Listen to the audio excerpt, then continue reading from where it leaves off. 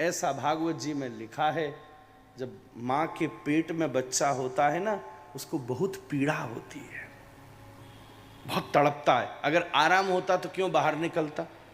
सच बोलो तो कोई प्रॉब्लम ही नहीं, न खाने की टेंशन, न पीने की टेंशन, न सोने की टेंशन, कुछ नहीं करना, मस्त पड़े रहो। जो बाहर आके भी तुम यही तो करते हो। कई लोग तो बाहर आके भी यही कर रहे हैं, 24 घंटा पड़े ही हैं, बस उनको ना पता।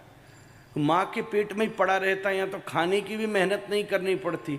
वो खावे और नेवल कॉर्ड से तुमको मिले, वो श्वास लेवे तुमको मिले। पीड़ा उसको है, पर उसको जो पीड़ा है उससे अनंत गुना ज़्यादा पीड़ा शिशु को भीतर होती है, इसलिए बाहर निकलने के लिए तड़पता है, तभी बाहर आता है।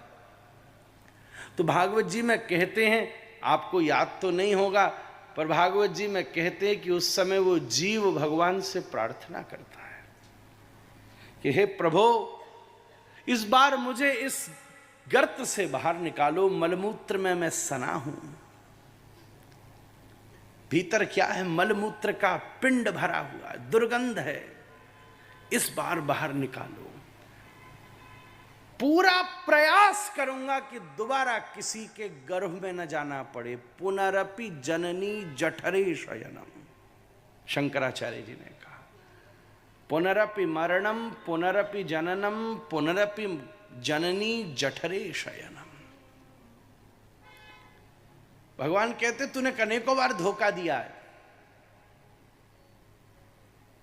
लक्ष्मी जी ने कहा, अच्छा एक बार ठीक है, इतनी प्रार्थना कर रहा है तो एक अवसर और दे दो। तो भगवान ने कहा ठीक है,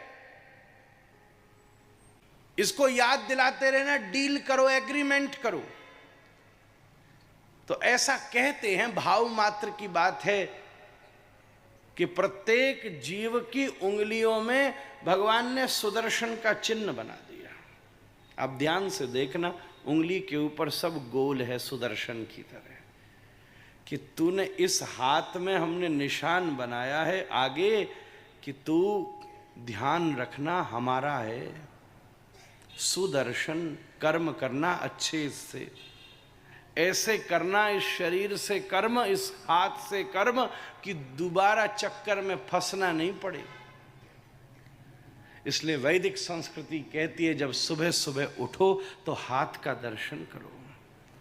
कराग्रे वसते लक्ष्मी, कर अग्र में लक्ष्मी है, वो याद दिलाती है कि तू मेरा बच्चा है। कर मध्य सरस्वती, वो सरस्वती मुड़कर ध्यान दिलाती हैं कि भैया संसार में झुके रहना, किसके प्रति? कर मूलेत गोविंद, मूल में गोविंद है। हाथ पीछे मोड़ोगे तो टूट जाएगा, पर आगे मोड़ोगे तो बिल्कुल गोविंद के पास आ जाएगा। तो ये सरस्वती याद दिलाती हैं कि संसार में तने रहना, पर गोविंद के चरणों में झुके रहना। अगर ये प्रयास करता रहेगा तो फिर जीवन में दोबारा पुनरपि जननी जठरे शयन नहीं करना पड़ेगा। उसके लिए क्या कर? बोले भज गोविंदम, भज गोविंदम, गोविंदम भज।